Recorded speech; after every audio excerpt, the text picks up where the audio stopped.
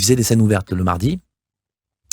Et donc, on me propose de jouer le mardi. On me dit, viens au Comedy Club jouer. Et il n'y a pas Jamel. Mais je joue. Je joue quand même. Il est où, Jamel? Ouais, non, effectivement, j'étais frustré. Il m'a dit, putain, dommage. Et je fais quand même le meilleur passage possible, tu vois. Je sais pas. Et je finis mon passage et tout. Et au moment où je sors de scène, je vais donc au fond de la salle pour me poser, pour regarder les copains. Il y a Jamel qui rentre. Et je fais, putain, non, abusé, tu vois. Et au moment où lui rentre, il dit à Jean-Michel Joyaux, il dit, il est où, Redouane? Il est passé déjà? Et moi, j'étais à côté de lui. Et donc, je le regarde, je dis, c'est moi, tu cherches moi? Tu cherches moi? Il dit, mais c'est toi, Redouane? Je dis, ouais. Il dit, putain, t'es passé? Je dis, ouais. Ah, merde. Et voilà, ça a commencé comme ça. Ouais. Commencer avec un retard. Mais il faut savoir que c'est une spécialité quand même de Bouziesque. Ouais. Bah, c'est juste la montre. Et ça commence au Pranzo à l'époque. Le Pranzo commence à faire du bruit. Il y a beaucoup de gens, beaucoup de producteurs qui commencent à aller au Pranzo parce que les producteurs entendent que c'est là que ça se passe. La nouvelle génération, elle est en train d'arriver, c'est là. Et donc les gars viennent et commencent à faire les enchères, tu vois, t'as le directeur de telle boîte de prod, t'as l'autre directeur qui dit moi je l'ai vu en premier, ça commence à, tu vois, voilà, donc on commence à être courtisé un petit peu, les artistes commencent à être courtisés, et puis moi très vite, Jamel vient, il s'est posé, quel gentleman, il est arrivé, il a mangé sur place, parce que c'était un restaurant aussi, le lieu. Il a payé sa bouffe, et il a regardé un show, et puis il est reparti, au revoir, merci. Tu vois, il est pas venu comme un prod qui vient, il dit qu'est-ce qui se passe alors, c'est où les. Ouais. Tu vois, non, il est venu comme. C'est un artiste. Il est venu comme un avant toute chose. Comme un fan, comme un client. Non, ouais. Ok, il se passe quoi? C'est là, ok, cool, vas-y. Et puis. Il est venu comme un kissman en fait. Exact, t'as tout dit. Et du coup, moi, ça m'a beaucoup. Je me dis, ok, le gars, il est pas dans un. Ok. Et puis, à ce moment-là, j'ai su que j'avais quand même envie de travailler avec lui. Ouais, je me suis dit, ok, il est quand même. J'aime bien son flow. On a résumé la vie de Redouane Arjan et ce miracle jusqu'à la rencontre avec Jamel Debbouze. Là, tout s'enchaîne très très vite. Redouane Arjan arrive ensuite à la télévision. Alors justement, pour faire le lien avec Jamel et la télévision, c'est que Jamel m'a toujours dit dès le début, par exemple, deux choses, il m'a dit. La première, c'est tu parles pas avec moi de production. Je suis un artiste. Parlons artistique ensemble. Et la deuxième, c'est quoi qu'il se passe, télé, cinéma, ok, mais concentre-toi sur le spectacle. Sur la scène, ouais. Et c'est ce que t'aimes le plus.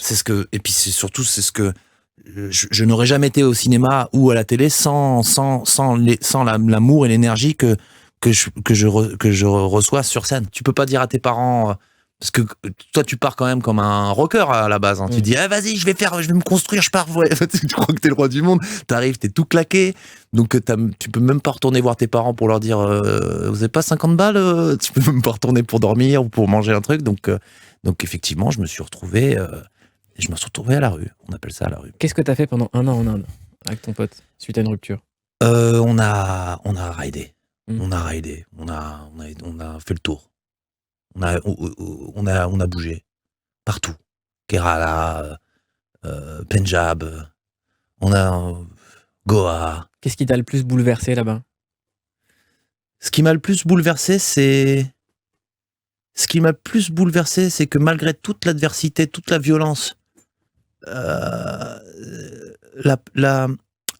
tranquillité, le passif, je sais pas comment dire, entre le pacifisme et la tranquillité des Indiens, des Hindous. Je sais pas comment. C'était une énergie. C'est pas tangible, c'est pas palpable. Je serais incapable mais ça te remplit à la fois de la question et de la réponse. T'es apaisé. Mais je sais pas. Et quand tu reviens à Paris, qu'est-ce que tu gardes de l'Inde en toi? Le calme. Le calme. Je me dis, en fait, c'est pas si. Il n'y a pas de bouchon, en vrai, à Paris. Il n'y a pas de trafic, en fait, à Paname. Il n'y a pas de raison de. Tu vois, en fait, il y a zéro problématique. Comment est-ce que tu décides, après ton voyage en Inde, de dire je vais faire des petites scènes, et comment est-ce que tu arrives au Jamel Comedy Club, là où tout le monde t'a découvert? Alors, déjà, en Inde, il faut savoir une chose. Jamel est connu, c'est ça? Il y a une vache au nom de Jamel. Non. La Jamel Co. Non, il y a. Non, mais il faut savoir que le cinéma indien, il est très puissant dans le monde. Hein. C'est des grands producteurs de films. Hein, oui, Momo Debouze. Momo Debouze. Grand producteur de films indiens. Mais non, mais il y a énormément de productions cinématographiques. Il y a une grosse culture de l'humour, grosse culture du cinéma. Ils ont des comédie clubs. Attention, l'Inde, c'est quand même un pays. Il y a c'est une colonie anglaise. Une très grosse production artistique. Ils sont dans le mouvement. Ils savent. Mais ils sont même en avance sur nous, tout simplement. Faut le dire. En avant, je sais pas, mais ils font ce que eux savent. Nous, on sait faire aussi des choses. Eux, ils savent faire leurs choses. Voilà. Et donc, quand moi, je suis sur place, je suis entre le baroudeur, entre le mec qui retape sa moto avec des bas de contention, et en même temps, quand on a un peu de temps, on se pose dans un bar d'hôtel, et puis des fois, il y a des comédie clubs, il y a des mecs qui viennent, ça roast. Tu vois, on est quand même dans le coup, même si on est à des milliers de kilomètres de ce qu'on pourrait appeler la civilisation. Il se passe des choses là-bas, et pas des moindres. Donc Redouane Arjan en Inde découvre le stand-up. Je découvre des trucs de fou. Je vois que ça joue, je vois que ça bouge, je vois la télé, je vois les couleurs, je vois qu'il y a et puis surtout, je me crée une histoire, je me crée une narration. Donc ça, ce que je vois, au début, l'idée c'était quand même de sortir de l'Inde avec un spectacle. Donc c'est pour ça que quand j'arrive à Paris, je venais de faire une école de théâtre où j'avais rencontré mon pote. On avait monté plus ou moins un duo. Voilà, on avait plus ou moins monté un duo. Je vois que lui, sa volonté, son envie de faire du théâtre s'estompe. Moi, t'es à fond. Je suis à fond dans le truc. Je me dis, c'est ma vie. Si et en même temps, est-ce que t'avais un plan B? Zéro plan B. J'avais quand même quelques livres de Christine Angot, mais zéro plan B. Ça mène pas loin. Mais zéro plan B. Non, j'ai pas de diplôme, pas de. Puis je sais rien faire d'autre. Enfin, je ne savais rien faire d'autre. Enfin, je me voyais pas faire autre chose. Et donc Redouane Arjan n'est plus un duo, il est en solo. Exact. Il revient d'Inde. Il fait quand même une petite dépression, on va pas se mentir. Faut en parler, oui. Un petit burn-out des familles, parce que quand t'arrives après un an en Inde, un peu moins d'un an en Inde, t'arrives à Paname, t'as pas une thune, t'as rendu ton appart, ton pote te quitte parce qu'il se dit moi j'ai pas envie de faire du théâtre, en vrai c'est pas enfin je veux pas faire de scène, voilà.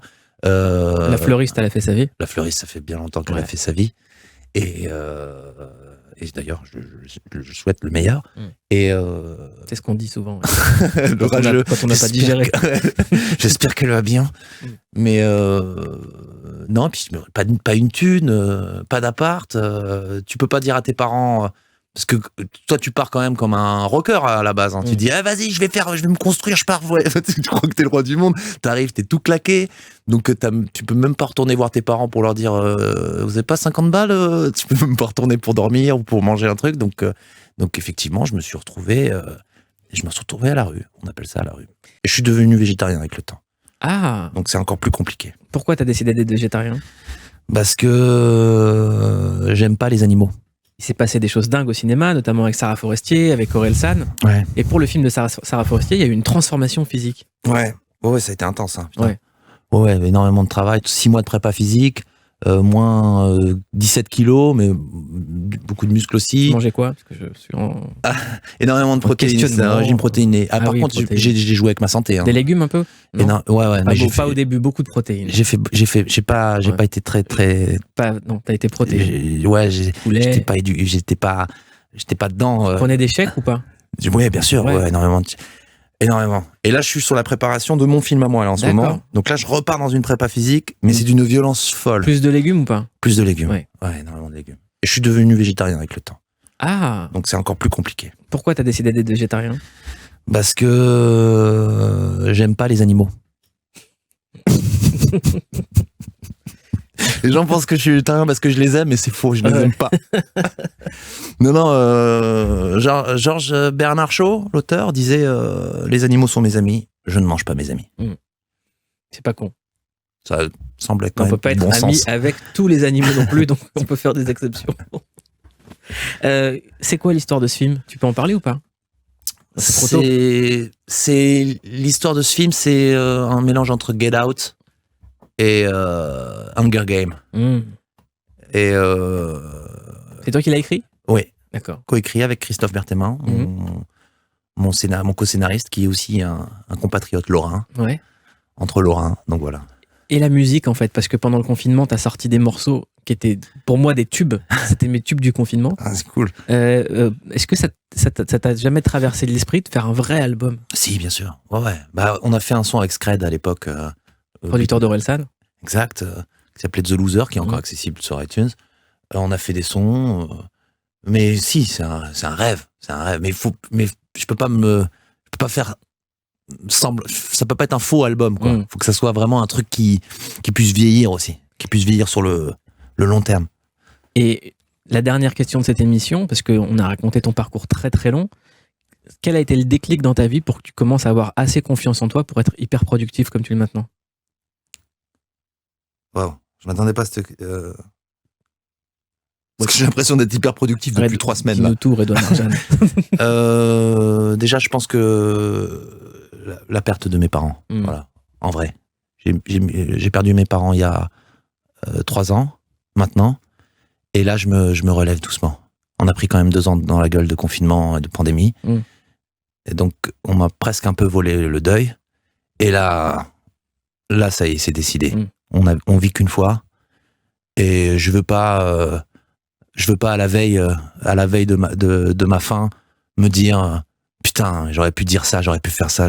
Là maintenant, j'y vais. Je me sens surplus. Je suis heureux d'être en vie. Ceux qui m'aiment, ceux qui m'aiment pas, tant pis, tant mieux, je sais pas.